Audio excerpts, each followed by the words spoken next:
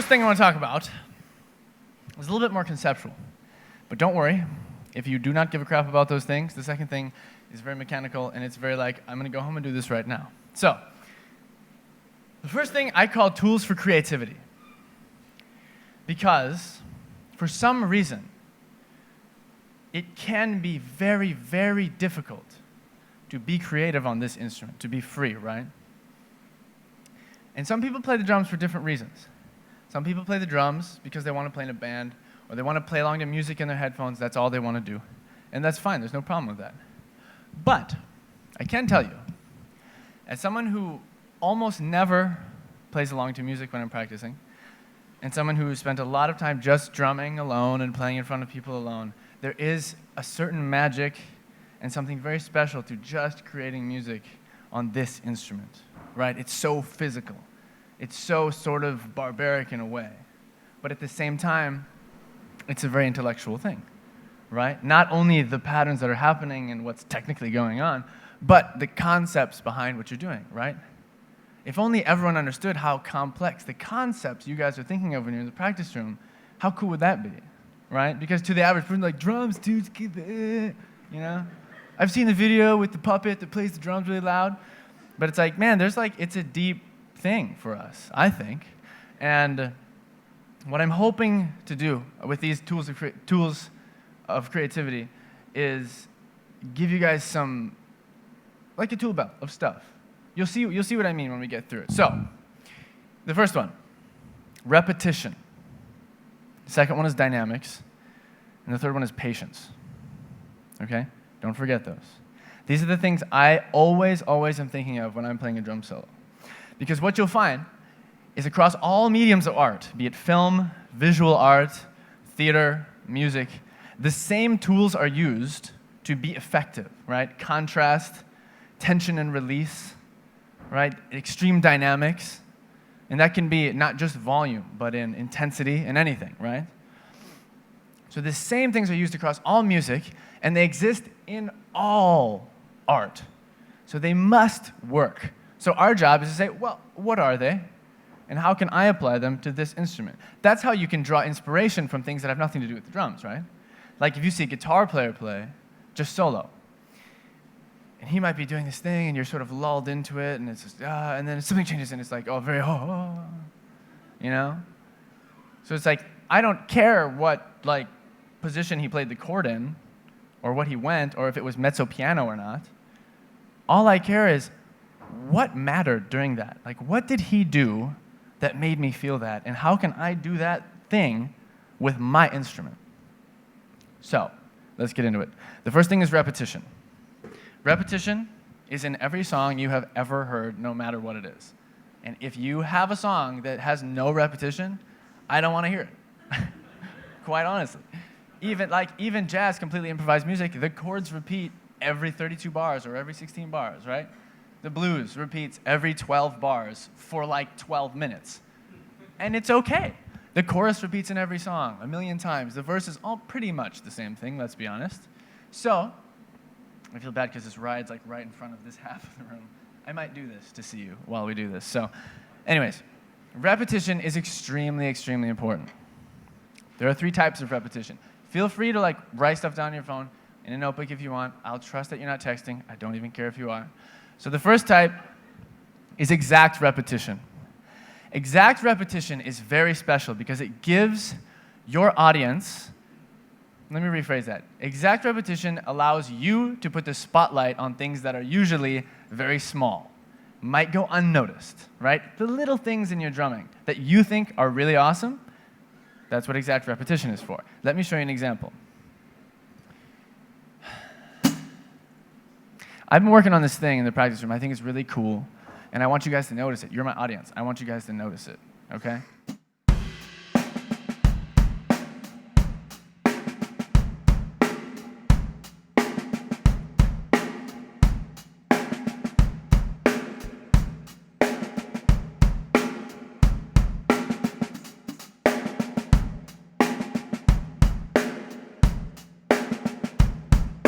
What was it? It was this little hi-hat thing, right? right? Because it happened once. And amidst that, I played the same exact thing over and over again, right? But did that bore the crap out of you? In my humble opinion, that could totally be part of a solo. I probably just played for like 12 minutes or something. That could have happened, right? So often it's so hard to play drums in front of people, to play in front of your friends, to play in front of grandma when she visits. But these are like, the simplest things go a long way, because what you're doing is already cool, you guys. What you're doing is already very cool. So anyways, that's exact repetition. Here's another example. When a lot of times all you need is repetition. Because what happens is your audience gets lulled into this expectation. And they expect the exact same thing because you've been doing this for long. Why would they expect change? They're like, I'm with you. I understand everything that's going on. And then they sort of start to like just kind of be entranced by it. And then the slightest thing changes, and they'll notice every little thing, which can be very dangerous. But if you use it to your advantage, it can be very powerful. Watch this example.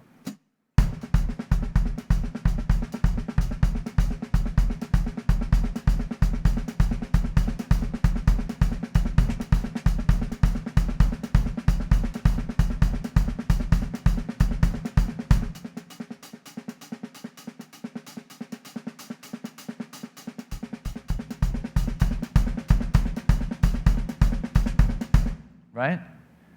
That has a heavy impact, I think. And all I did was do the same thing but not play a third of it, right? So all of a sudden, playing a solo or playing some effective piece of music or writing a part for your band. Not everyone gives a crap about soloing. Honestly, like, I understand people are like, I don't really play solos. But like writing music for your band or just sitting in the practice room and playing alone, right? Like, that's a very special time. And sometimes it's like, I want to sound better. I want to like what I'm doing. And sometimes you don't need to do more. You need to do less. In that case, we did 1/2 note worth of drumming and repeated it like 50 times and then stopped playing the kick drum. And I thought it was really cool. So that's where exact repetition goes. The next is anchor repetition. I'm going to play it because it's really easy to understand if you just hear it.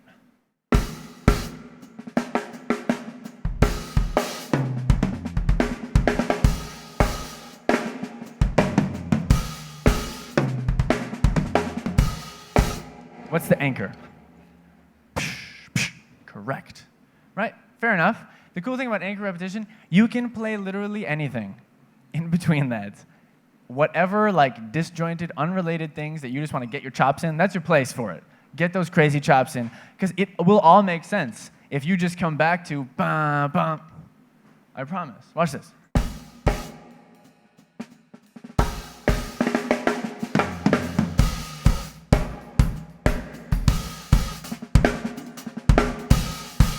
Right, that pretty much sounded coherent, right? But if I were to not play the anchor in between those, that would have been just absolute absurdity, really. Absolute drum ADD happening right there. But it's okay, because we've got the anchor. So, another type of that's a very obvious anchor, right? And sometimes the band is playing the anchor for you, so you don't have to think about it at all. They're like, bah, bah, yeah, bah, bah. And you can play whatever you want out of time, and they're like, as long as they're together, it's all good. So, a less obvious form of anchor repetition, and I think this example is very cool because, well, you'll see why. Tell me what the anchor is.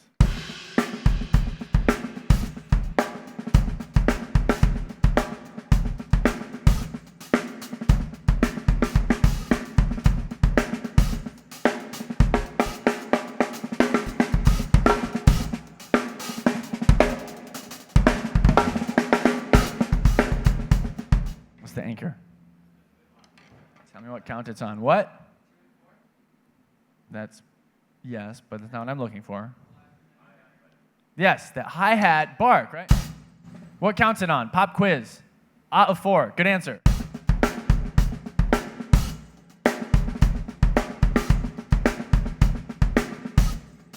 You're right. In this case, 2 and 4 is there the whole time. I know. But check this out, you guys. That seems kind of insignificant. A lot of people didn't even notice it. But when I stop doing it, you're going to feel it if I've been doing it for a while. So watch this. Even now, we haven't even been playing it that long. But let's try it.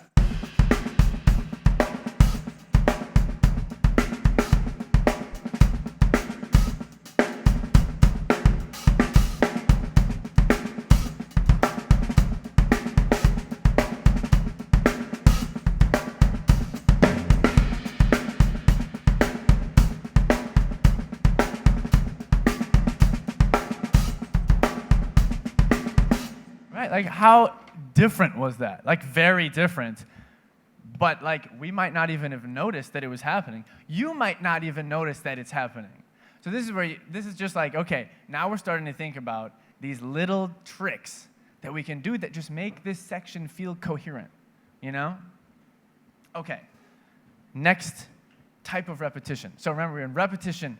That's our category here. We have exact repetition. We have anchor repetition. The last one, thematic repetition. Thematic repetition's a little artsy-fartsy. I admit it. But it's kind of meant to be. It's whatever you want it to be, okay? Pick a theme and stick to it. Check this out. Okay. One example, you can think of like, because so often what practicing is all about and what performing is all about is setting yourself rules, okay? Setting yourself boundaries. Because if I say, hey guy, what's your name? Huh? Johnny. Make me art by tomorrow morning. See you then. Cool? How unbelievably difficult is that task? What if I'm like, Johnny, draw me a picture of a tree with pencil by tomorrow morning. Cool. Guess what? Everyone in this room would draw a completely different piece of art with those guidelines. And it would be moving in a completely different way. It might be sad, it might be drawing from their past, it might be something else, it might be completely silly, mindless, and I don't give a crap about JP's assignment, there's a tree, right? It could be anything. But that's the same thing. He started with a rule. If you start with a rule, you will be creative, I promise. Because no one thrives best with no boundaries. Right? So, let's say our rule. I've done this before. I've done this at a thing that I was playing at. And I was like, okay, the theme in the beginning is going to be triplets. And I'm just going to play triplets on the toms and the kick and the snare with no snare. And that's it. I'm going to try not to do a lot of accents. I'm going to try not to be loud. I'm just going to see, I was honestly like, I'm going to see how long I can go before like I feel like everyone's dying of boredom. So it probably lasted like 2 minutes, but I won't do that to you right now. So it was something like,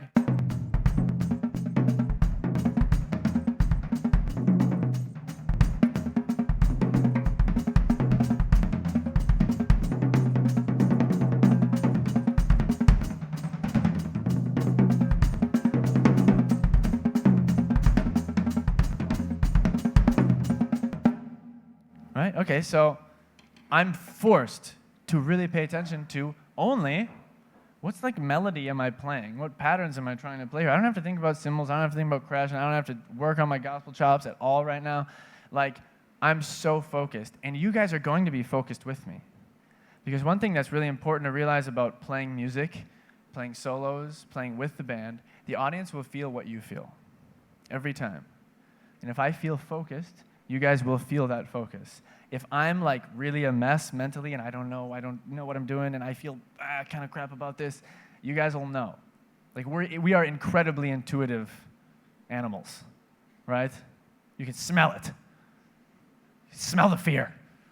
Anyways, so one example of thematic repetition, right? And it can evolve. It can be whatever you want it to be, but do it so it sets yourself rules. Another example, one of my favorite examples, choose what instruments you are going to play. Like I just did, the toms. Let's think of another thing. The equivalent, an analogy in painting would be like a color scheme of a painting. Okay, so I'm going to play kick, snare, and hat. And in my mind, there's no tone there. So it's black and white. Cool? Now, if you paint a painting that's black and white of very interesting, deep things, and then you paint a red apple, bright red, it wins. It trumps everything, no matter how insignificant it might have been in black and white. It is the focal point. And you can frame things like that in music. So check this out. We have our black and white, which is kick, hat, and snare.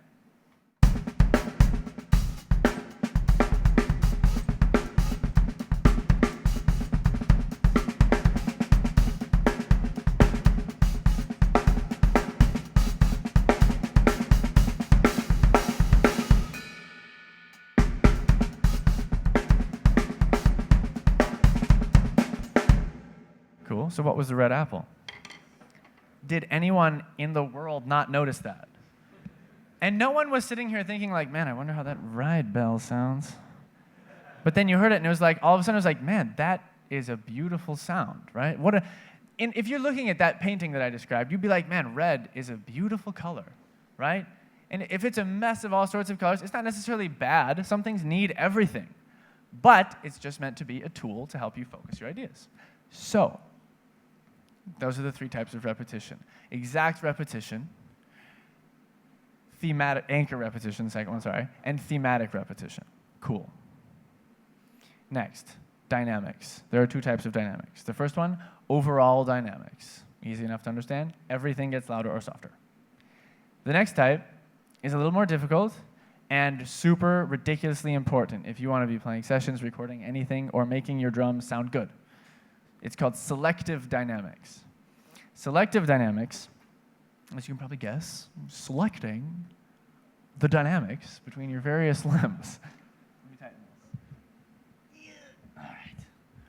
So, overall dynamics, pay attention to my left foot. There we go. That's the giveaway.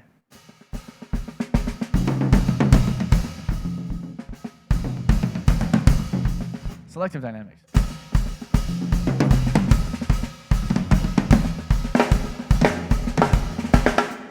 Cool, understood. Check this out. I want you guys to remember this like forever. It's one of the most important things I think in drumming. It's your dynamic depth. Okay? Loudest note you can possibly play, softest note you can possibly play. And I want you to also change what you think is the softest note you can play, because this was the softest note I could play. Did you hear that? Good, that's the goal. Because if you can do that and actually like play a rhythm accurately, you're good. You can do anything. So, I want you to think of this dynamic depth all the time. And when you're playing drums, I want you to think, okay, where does this song need to fit in this? Because usually you don't need your softest and your loudest rim shots. Pretty much never. But you might need this much, or this much, or this much, or this much. Who knows what it is? And if you want to be, and you do, a versatile player, you'll need all sorts of different dynamics. And if you're doing studio work, I can tell you, if it sounds bad, it's probably because of the dynamics. Like, you probably know the right beat to play. I remember when Helicopria, one of the bands I was playing in college, we recorded our first thing ever at Berkeley. So, I mean, it sounded how it should have sounded. But I was like, I listened back, I was like, cool, I killed it. And I listened back, and I was like, that doesn't sound anything like Thomas Pridgeon, which was what I was trying to do. And why was it? It was because, okay, it was like the hi-hat was the loudest thing, the snare drum was really weak, and the kick wasn't even there. And then when I went to the toms, this one was just boop, boop, boop, boop, boop, and it was like, so it was a mess dynamically, and that's why it didn't sound right.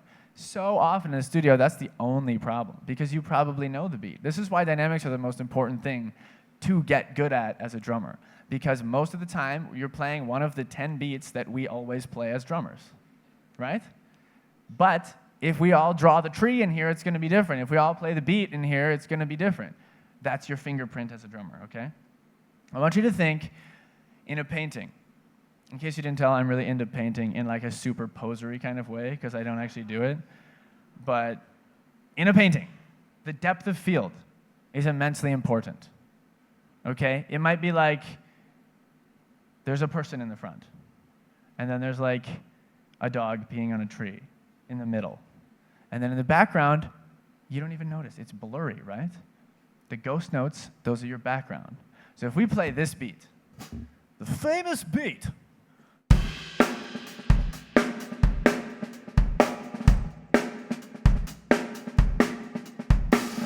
right? So it's like a funky, generic funky beat, right? But what makes that feel good? Dynamics only. Because the pattern is this. Right? Which might be the right thing, but it might not. So, if we're thinking depth of field, you're choosing, like a painter, what's important. The girl in the front of the painting, she's important. Cool. That's your kick and your snare. That's called priority 1. Okay? Let's say we only have 2 priorities. Everything else is blurry background. Let's call it priority 2. So you don't want anyone to really notice the background, but the background will affect how you feel when you look at this painting. How cool is that? That these dudes are spending hours and hours of time painting this most of the painting is the background that you're not even going to really notice. But it's playing the most important part of making you feel how you feel. How cool is that? I think that's cool. So think the same way with your drumming, okay? Because changing, check this out. We're going to keep the top dynamic where it is. We're just going to move the bottom dynamic. And it's going to greatly, greatly affect how this beat feels. Let's actually just stick with the same beat we're doing now. So let's go super deep depth of field. So my accents are going to be here. We're going to have super low ghost notes. Bring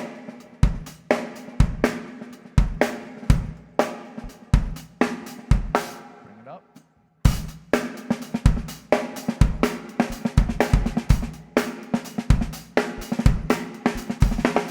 Right? That's a different song. Right? And check out, even just the hi-hat, you can never change what you're doing, only the dynamics of the hi-hat. You can play the whole song. Because let's say the band comes in, no vocals, but it's like everyone's kind of full forced and balanced. Cool.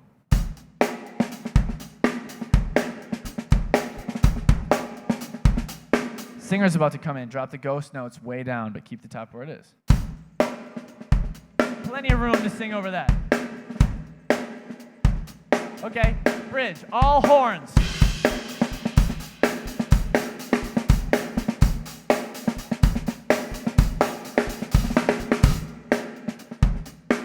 Right? All you need to do is change the dynamics, but we do have to practice controlling our dynamics. I call that dynamic independence, or level 2 independence. Because the fact of the matter is, anyone in here could learn any pattern ever. Learning the pattern shouldn't be the cool part. It's how you play the pattern. Step 1, learn the pattern. Step 2, how are you going to play the pattern?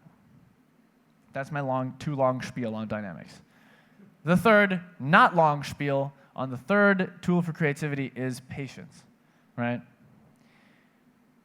Because so often what happens is all of our ideas we sort of like vomit them out at once, you know? Like when grandma comes over and she's like, Johnny, play drums for me. Haven't seen you since you were a wee lad. And you play drums, and for some reason, you can't think of anything to play, and you try to play everything you've ever learned in 20 seconds, and then you feel like crap, and you want to quit drums after. And grandma doesn't even know the difference. She's like, that was amazing. Don't stop. But the reason that happens is because everything comes out at once. There's nothing to focus on, right? Check this out. When you wake up in the morning, I'm going to get really, really artsy geeky on you here. When you wake up in the morning and your window's open and it's a bright sunny day in Edinburgh like it is today, I know it's rare. What do you hear? When I woke up this morning, you know what I heard? I heard the birds chirping. I heard one bird, beautiful, and then another, and then maybe a third, but the first had flown away. And they're making a beautiful song. Imagine if all 10 million birds in the greater UK sang for 20 seconds at the same time every morning. It would sound like, but like amplified 1 million times. It would be the worst sound ever. All these brilliant ideas, these beautiful notes would be wasted. And that's what happens when we go for 20 seconds and then stop. Just do one thing for a minute. And grandma will be like, that was amazing. And then you can be like, that was cool. So anyways, repetition, dynamics, patience. Those are your tools for creativity. Think of them when you're writing for, I met a sax player back there who's here. And you can use the same tools with your sax solo, or writing for whatever you're writing for, or playing drums in your band, or playing drums alone, or playing solo, or whatever. So that's my deal, and now I'm going to play a song. And the song is by a fellow UK guy named Dave McKay, and he's from Leicester. And actually, that's why I'm here. We're on tour. Sadly, we're not coming to Edinburgh. I am sad about that, but we do come to Northern England if anyone wants to check the Facebook page for dates. Does anyone here know who Dave McKay Group is? Got a couple? That's so cool. Like, that's actually super cool. Let me cue this up and try to awkwardly talk at the same time. But we're like just a bunch of friends that we met at school, like you guys and all your bands. So when someone's like, yo, I actually listen to your music when you're not playing it in front of me at a clinic, that's like the biggest compliment you can receive, in my opinion. So seriously, thank you. And that's like super cool. And now I'm ready, so I can stop being awkward. This song is called Check Your Belonging. And Dave actually does an incredible job of using the things that we just talked about. How relevant. So there's a lot of repetition in the song. There's a massive build of dynamics for the entire length of the song, which that's the most interesting part to me, how Dave he has really interesting control of dynamics. It starts like, and then it's like, by the end, as big as it can be. So let's do that drum thing. Testing now. Cool, it sounds quiet, but it'll get loud fast.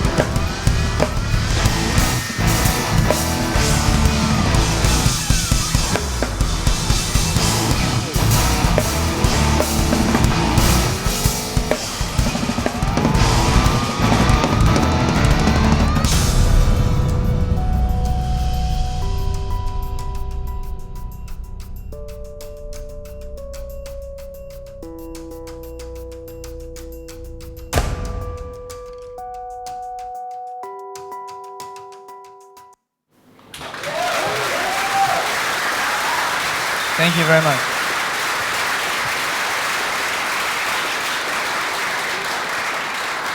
Thank you kindly. Okay, as promised, second topic is quick, dirty patterns that we can go home and play right away. Cool? Let's talk about ghost notes.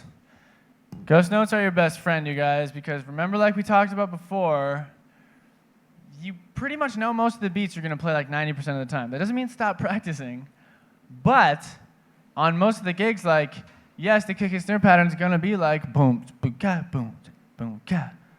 But that doesn't mean like you're done learning, you know? Because there's so much you can do with ghost notes. Ghost notes is your art as a drummer. That's your real fingerprint. Remember, selective dynamics, all about ghost notes. Cool? So, here's a few exercises. Another thing to keep in mind before we begin. Think about the term ghost notes. Because if there was a ghost in this room, you would not see the ghost, but you would feel the presence. I want you to think of your ghost notes like that. I don't want to hear them, but I want to feel them. I don't want to notice you're even playing them until you take them out and then be like, uh-huh. These are the kind of things that like the audience isn't going to be like, well, those were cool ghost notes. But your fellow musician friends that you're playing with are going to be like, this feels like way cool. Like, what I don't even know what you're doing, you know? This is where things get like complex, but not in like a way, in like a harmonic depth way. You know what I mean? Okay, I'll stop geeking out. First exercise is to play all the ghost notes except where there is a kick drum. So, we're thinking 16th notes. 1 and a 2 and a 3 and a 4. If our beat is 1 and a 2 and a 3 and a 4, then we're going to play all those ghost notes. So, we're filling in all the blanks. Cool. If your beat is, then it would be, then you add the hi-hat.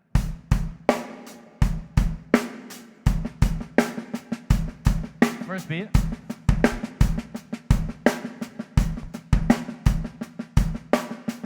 Cool. Next exercise is to play all the E's and Ah's ghost notes. So everything between your hi-hats. This is what your ostinato becomes this.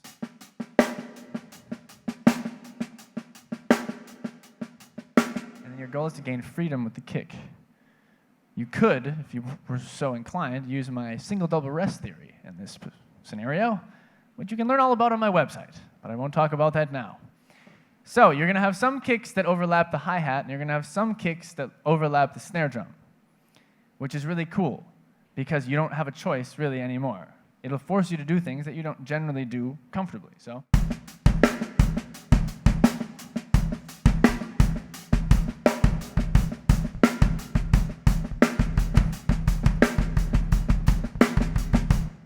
You see how it gives it a different type of complexity?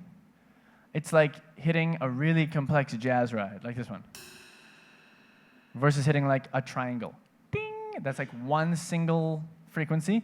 This is like a bunch of frequencies, but it's still one note. Because you're still playing the same amount of notes, but now you have options. You not only have this option, and this option, but now you have this option, these options, this one, these, this one, and all together. So now you have 7 options instead of 3 for each ghost note and each accent. And that sounds a little bit like not that cool, but that's super cool. That's like way, way, way more options. Cool? So those are the first 2 exercises. The third exercise is the most annoying one and the most hard one, but the coolest one when you get it down. And that's to play a ghost note with every kick drum and no other ghost notes. So you're playing like,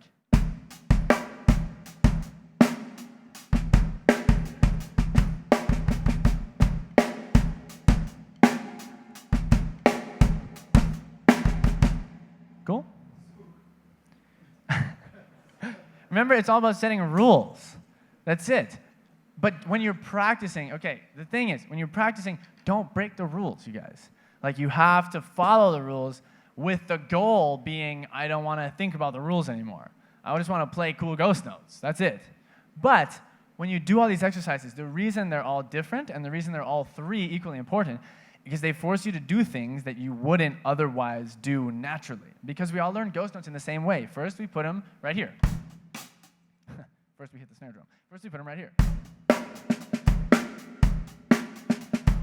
which is between the hi-hats, but not next to the snare drum. So now, we're going next to the snare drum.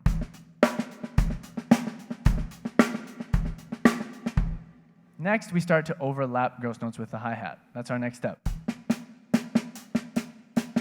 And this exercise 1 is making you overlap with all the hi-hats, all these weird things. And then the last one, this is the most important one. The reason it's the most important is because a lot of times we put kick drums where we're not comfortable filling the space with our hands, right? Like this. Every beat starts like that because it's hard to go and put that ghost note before the accent. So we put a kick there. And now you have to put a ghost note there too. So you have to work on it. So it will be hard, but it will be very cool. Because what you can do at the end is just cycle through them, and all of a sudden you're like playing a solo, but you're just following 3 different rules. Check this out. So first one. Second one. Third.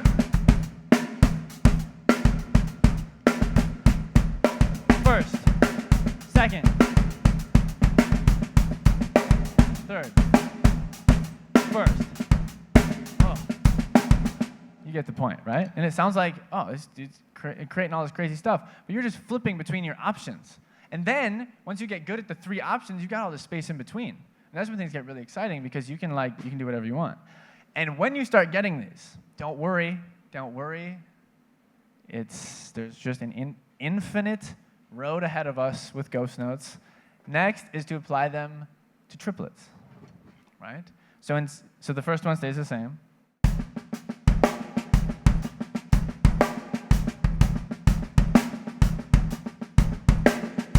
The second one becomes this instead of becomes.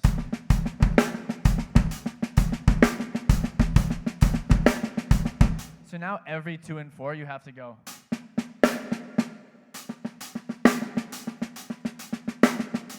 Your left hand's going to have so much control by the end of that. And then the last one.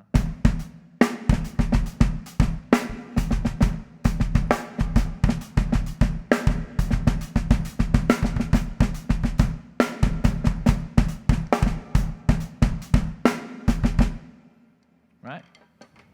Cool. So those are the 3 ghost note exercises that I think will hopefully open some doors.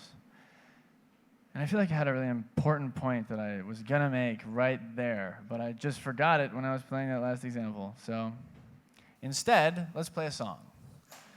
This song is by a band called Drew of the Drew. Does anyone know who Drew of the Drew is?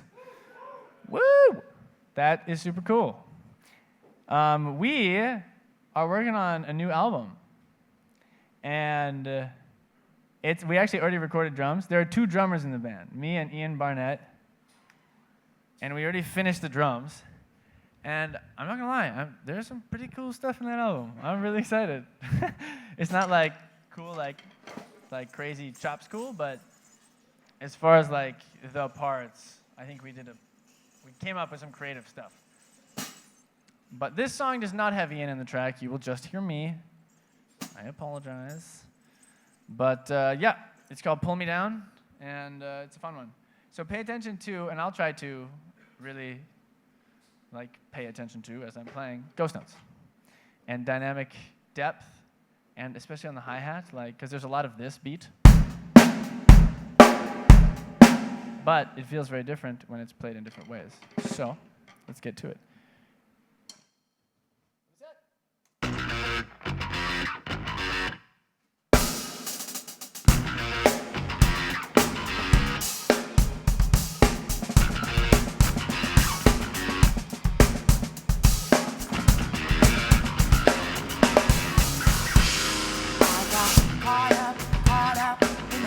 The feeling of taking off.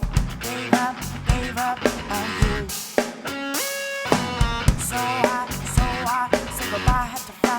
on the ground and you let me go.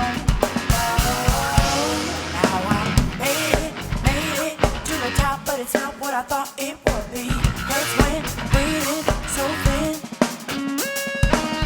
Too far, too hard to get home on my own, baby. I was wrong, and I let you go.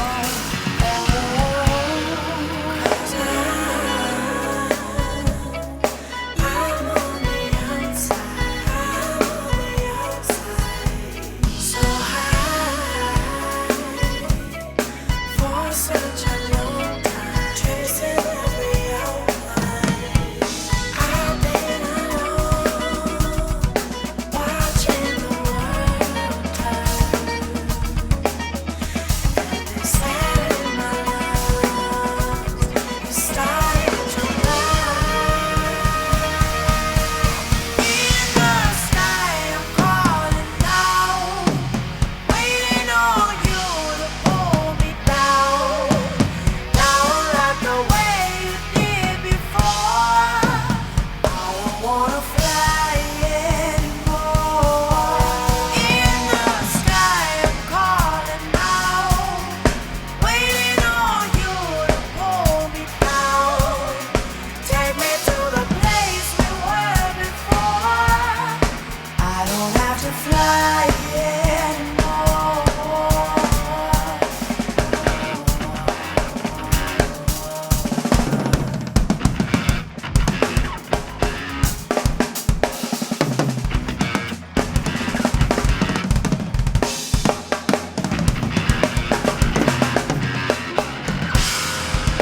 Waking up in the cold. Every day I'm wondering if this is really what I'm going for. Since the day I gave up on you. Now I'm dreaming, reminiscing the way that it felt to be by your side before you let me go. Cause I made it to the top, but it's not what I thought it would be. Hurts when breathing so thin. Too far, too hard to get home on my own, baby. I was wrong, and I let you go.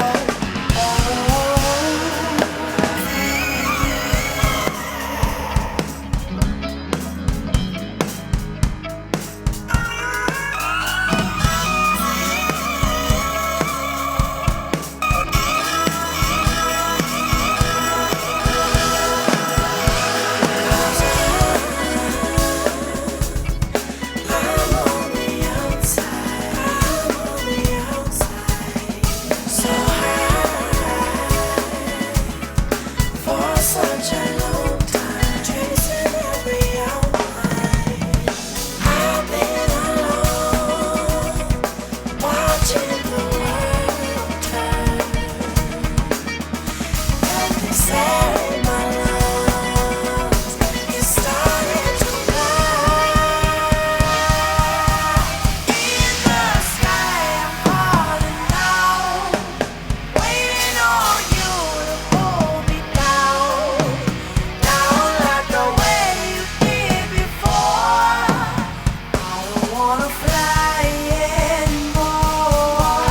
In the sky, I'm calling out, waiting on you to pull me down.